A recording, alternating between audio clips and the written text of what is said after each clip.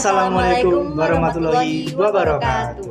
Halo teman-teman, kami dari kelompok 2 Hukum dan Etika Penyiaran yang beranggotakan saya Arya Tusdianto dan rekan saya Kalisara Sendria. Di sini kita akan membahas jurnalisme dan media sosial yang selanjutnya akan dibahas oleh rekan saya. Oke, selanjutnya adalah pengertian jurnalisme. Nah, jurnalisme itu apa sih teman-teman? Jurnalisme adalah teknik mengolah berita, opini, dan hiburan untuk publik yang sistematik dan dapat dipercaya kebenarannya melalui media komunikasi masa modern. Nah, selanjutnya adalah pengertian sosial media. Sosial media dapat diartikan sebagai platform atau aplikasi yang memfasilitasi pengguna untuk menciptakan, membagikan konten atau terlibat dalam komunitas daring. Dapat disimpulkan bahwa jurnalisme di media sosial adalah cara baru untuk mengumpulkan, memproduksi, mendistribusikan, dan mengembangkan berita serta informasi melalui media sosial. Selanjutnya adalah etika jurnalistik dalam media sosial. Apa sih itu etika jurnalistik dalam media sosial? Yaitu prinsip moral yang harus dipatuhi oleh jurnalis dalam menggunakan media sosial sebagai sarana penyebaran informasi. Yaitu ada yang pertama, verifikasi berita, akurasi, berita faktual, dan ketentuan pemberitaan media cyber. Nah, yang pertama itu adalah verifikasi berita. Apa sih verifikasi berita itu? Itu adalah proses yang dilakukan oleh jurnalis untuk memastikan kebenaran informasi sebelum berita tersebut dipublikasikan. Kemudian yang kedua adalah akurasi. Akurasi adalah salah satu prinsip dasar dalam etika jurnalistik di media sosial.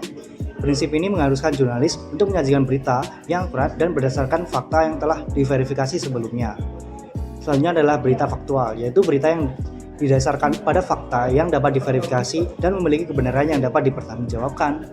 Dan yang terakhir, ketentuan pemberitaan media cyber, yaitu adalah pedoman atau regulasi yang mengatur praktik jurnalistik di media online seperti kode etik jurnalistik dan pedoman pemberitaan media cyber. Itu teman-teman. Jadi apa saja sih yang akan kita bahas dalam problem etis di media sosial ini? Yang pertama adalah akurasi dalam pemberitaan online, yang kedua adalah sumber beritanya, dan yang ketiga juga akan menyangkut dalam self plagiarism di jurnalistik. Yang pertama kita akan masuk ke akurasi. Akurasi ini merupakan salah satu faktor penting yang akan membedakan antara jurnalisme online dengan jurnalisme.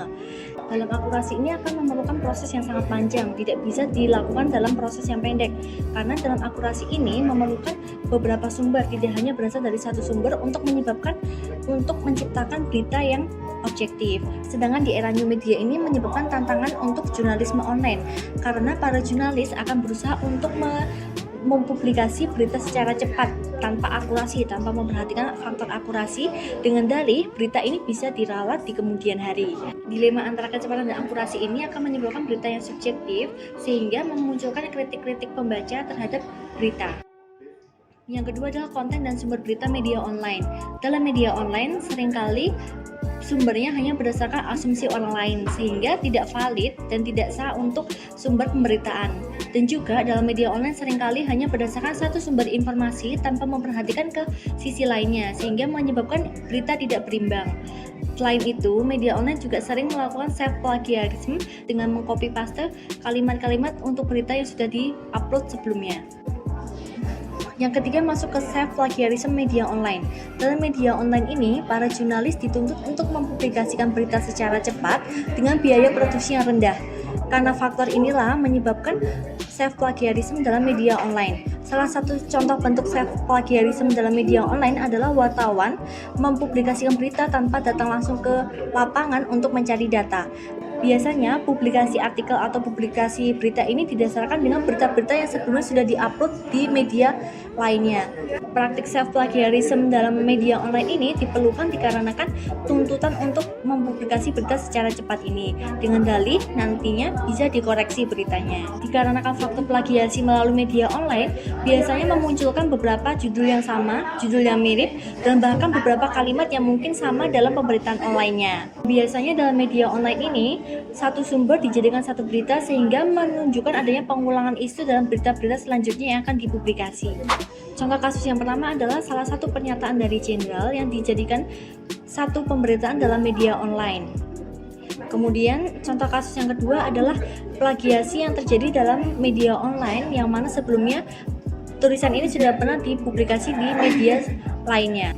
Buat teman-teman yang mau jadi jurnalis di media sosial, jangan lupa perhatikan kode etik jurnalistiknya ya. dan juga pedoman pemberitaan media cyber. Nah, sekian presentasi dari kami, semoga bermanfaat buat teman-teman ya. Wassalamualaikum warahmatullahi wabarakatuh.